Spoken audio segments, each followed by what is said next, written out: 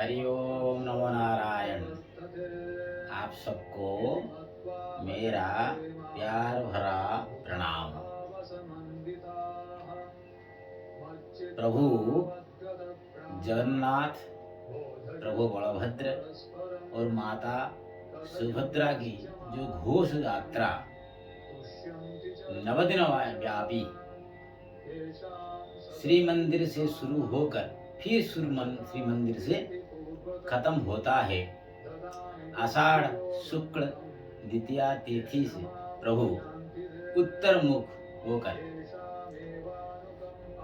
श्री मंदिर से गुंडीचा तक जाते हैं और आषाढ़ शुक्ल दशमी तिथि को दक्षिणामुख होकर फिर लौट आते हैं। ये 9 दिन होता है, लेकिन प्रभु अपनी रत्न सिंहासन को नवमी या 9 दिन के बाद नहीं जाते हैं। नीलाद्रि विजय यानी प्रभु रत्न सिंहासन को विजय करते हैं आषाढ़ शुक्ल त्रयोदशी तिथि को। यानी अगर आषाढ़ शुक्ल द्वितीया से घोष यात्रा शुरू होता है, दशमी तिथि को वापस आते हैं, त्रयोदशी तिथि को प्रभु रत्न सिंहासन विजय करते हैं, जिसको कहते हैं नीलाद्रि विजय। यानी प्रभु बड़दंड में 12 दिन ठहरते हैं। प्रभु बलभद्र तालध्वज रथ में मातड़ी को सारथी बनाकर जो घोष यात्रा करते हैं, क्योंकि बलभद्र बड़ा का प्रतीक है, तो हम कर्म योग का ज्ञान प्राप्त होता है बलभद्र जी से। माता सुभद्रा दर्पदलन रथ में अर्जुन को सारथी बनाकर घोष यात्रा करते हैं। माता ज्ञान की प्रतीक, क्योंकि माता अगर प्रसन्न होंगे तो हमारे दिमाग में ज्ञान आएगा और हम वचन कहने की शक्ति पाएंगे। और प्रभु जगन्नाथ नंदी घोष रथ में दारुक को सारथी बनाकर जो घोष यात्रा करते हैं, भक्त के लिए प्रभु भक्ति योग का प्रतीक है। तो कर्म योग, ज्ञान योग और भक्ति योग हम प्रभु बलभद्र, माता सुभद्रा और जगन्नाथ जी की घोष यात्रा से हमें प्राप्त होता है। ये जो नवदिन व्यापी घोष यात्रा होता है, बच्चा माँ की कोख में 9 महीने ठहरता है। उसके बाद उसका नवद्वार, 2 कान, 2 आंखें, 2 नासा, पायु और उपस्थ, ऐसा नवद्वार रूपी होकर जब संसार में आता है, तो नवधा भक्ति संपन्न उसको होना चाहिए, ताकि प्रभु उसको नवग्रह की कूट से रक्षा करे। ये रहस्य नवदिन व्यापी रथ यात्रा का। लेकिन ये जो रथ हम देखते हैं, कठोपनिषद में वर्णन है, भगवद गीता में वर्णन है, आत्मानं रथिनं विद्धि शरीरं रथमेव तु। हम यहाँ भी घोष यात्रा में देखते हैं प्रभु रथ पर विराजमान है। वो अजर है, वो अमर है। नैनम छिन्दन्ति शस्त्राणि नैनम दहति पावक। उसी तरह वो रथ से जब उतर आते हैं, वो रथ को तोड़ दिया जाता है। इसी तरह ये वंशासि जिन्नानि जथा विहाय नवानि गृह्णाति नवो प्राणि। इसी तरह इसके अंदर जो बैठे हैं आत्मा प्रभु, वो अजर अमर है। ये शरीर नष्टशील है।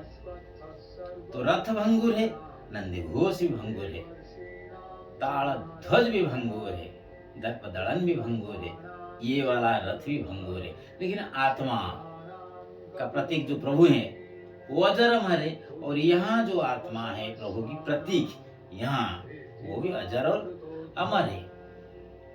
प्रभु उत्तर मुख होकर चलते हैं जब घोष यात्रा में जाते हैं, और दक्षिण मुख होकर लौटते हैं। ये सूर्य की उत्तरायण और दक्षिणायन की प्रतीक है। संसार का आदिदेव जो सूर्य है, सकल शक्ति के आधार, वो उत्तरायण होते हैं। साल में 2 बार उनके आयन होते हैं, एक उत्तरायण उत्तर गति और एक दक्षिणायन दक्षिण गति। प्रभु प्रतीक है कि उत्तरायण से प्रभु जाते हैं, दक्षिणायन से प्रभु लौट आते हैं। जब नवम दिन लौट आते हैं, 10वां दिन प्रभु का होता है सुवर्ण वेश। 11वां दिन अधर्पणा और 12वां दिन नीलाद्रि बीज है। तो 10वां दिन जब होता है सुवर्ण वेश, मान लीजिए ये वस्त्र का प्रतीक है। 3 चीज बहुत गहरी है आदमी के लिए, खाद्य, वस्त्र, वासगृह। ये जो सुवर्ण वेश होता है, ये वस्त्र का प्रतीक है। सुवर्ण आता है, प्रभु को श्रृंगारा किया जाता है, फिर उनको उतारा जाता है। उसी तरह जैसे वस्त्र हम पहनते हैं और उसको हम फेंक देते हैं, सब कुछ भंगुर है। हमारे पास वस्त्र हमेशा नहीं रहता। उसी तरह सुवर्ण, जैसे शंकराचार्य जी ने मरण के माँ गुरु धनयन यौवन गर्भम हरति निमेषात् कालः सर्वम, उसी तरह ये जो सुवर्ण के चक्कर में हम हैं, प्रभु बता देते देखो मैंने सुवर्ण पहना और त्याग भी दिया। 10वां दिन। 11वां दिन अधर्पणा, खाद्य। प्रभु के पास अधर्पणा लागी होता है, उधर ही डाल दिया जाता है। मतलब खाद्य जो हम खाते हैं, एक समय आएगा उनका उसकी प्राप्ति भी हमको नहीं होगा। और 12वां दिन नीलाद्रि बीजे, प्रभु रथ से उतर आते हैं। आज ही नीलाद्रि बीजे होंगे। जब वो रथ से उतर आते हैं, खाद्य गया, वस्त्र गया, अब वासगृह। प्रभु वहां निवास किए करते थे 12 दिन तक, अब वो रथ को भी तोड़ दिया जाएगा। खाद्य गया, वस्त्र गया, वासगृह भी गया, आत्मा अजर और अमर रहा। तो हम जो बहुत गर्व करते हैं, अहंकार करते हैं, ये खाते हैं, वो खाते हैं, ऐसा पहनते हैं, वैसा पहनते हैं, हमारे मकान ऐसा है, वैसा है, ये सब कुछ नष्टशील है, ये सब कुछ चला जाएगा। ये वार्ता प्रभु देते हैं। 9 दिन वापी जो घोष यात्रा प्रभु जी के खत्म हुए, फिर 3 दिन कहाँ क्यों ठहरे, ये सब वार्ता देने के लिए। उस 3 दिन का और एक तत्व मैं बताता हूं। पहला तत्व, चाहे हम जितने भी कर्म करें, अकर्म करें और विकर्म करें, चाहे हम स्वर्ग जाएं, पहला, मर्त्य में ठहरे, दूसरा, या पाताल में जाए। स्वर्ग, मर्त्य और पाताल, जातस्य ही ध्रुव मृत्यु, हम मरणशील हैं। परिवर्तन संसार का नियम है। हम जितने भी बलशाली हैं, हम जरूर मरेंगे। ये अहंकार नहीं रहेगा हमारा, ये शक्ति नहीं रहेगा। दूसरा तत्व, कल हम थे, आज हैं, लेकिन कल नहीं रहेंगे। अतीत, वर्तमान और भविष्य। अतीत हमें ये ज्ञान देता है, हम उसको लौटा कर नहीं ला सकते हैं। वर्तमान हमें ये ज्ञान देता है, जो कुछ करना है अभी। भविष्य ये ज्ञान देता है कि कल होगा या नहीं होगा तुम्हारे लिए, इसका कोई गारंटी नहीं है। आप कल का सूरज देखोगे, इसका निश्चय नहीं है। और जो गतकाल, जो गत हो चुका है, जो कल, उसका जो सूर्योदय आपने देखे थे, वो आपके पास अब दोबारा नहीं आएगा। अतीत आएगा नहीं, भविष्य आया नहीं, वर्तमान चल रहा है, ये वर्तमान दूसरे ही पल में अतीत हो जाएगा। तो जो आपके पास है और किसी का हो जाएगा। इसके लिए भी मतलब पहले है स्वर्ग, मर्त्य, पाताल जो हम बता रहे थे, वो है स्थान। हम स्थान से परिवर्तित होते हैं, स्थान स्थिर नहीं है। और दूसरा आया काल, अतीत, वर्तमान और भविष्य। हम काल की अधीन है, काल हमें खा रहा है। कालो जगत भक्ष्य का, हम काल को नहीं खा सकते। हमारे नियंत्रण में काल नहीं रह सकता। सिर्फ काल के नियंत्रण में ही हम रह सकते हैं और वो भी परिवर्तित होता जाता है। अब तीसरा, पहला गया स्थान, तीसरा गया काल और तीसरा है पात्र जो हम हैं।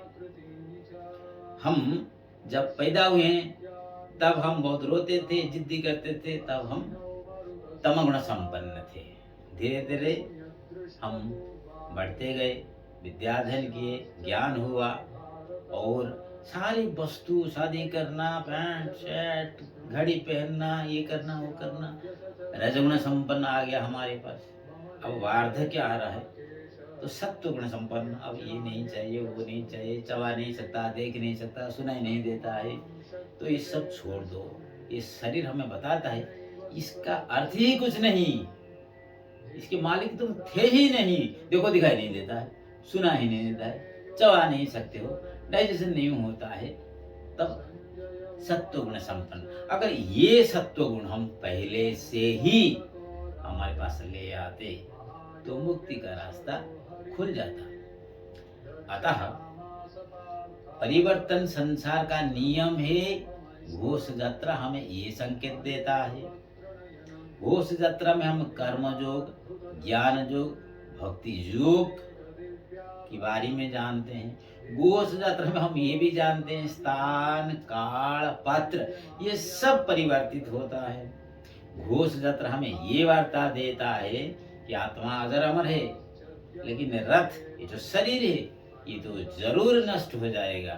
तो हम किसके लिए, किसके सहारे गर्व करते हैं कि मेरे पास इतना रुपया है, मैं धनी हूँ, मेरे पास इतना ज्ञान है, मुझे ये सब मालूम है, मेरे पास बल है, मैं किसी को भी मार सकता हूँ, किसी का अपमान भी कर सकता हूँ। कल का सूरज देखें, किसने देखा है? अभिमन्यु ने देख नहीं पाया। मातोल जस्य श्री कृष्ण, पिता जस्य धनंजय। तो क्या हम अभिमन्यु से इतने महान हैं? कभी नहीं।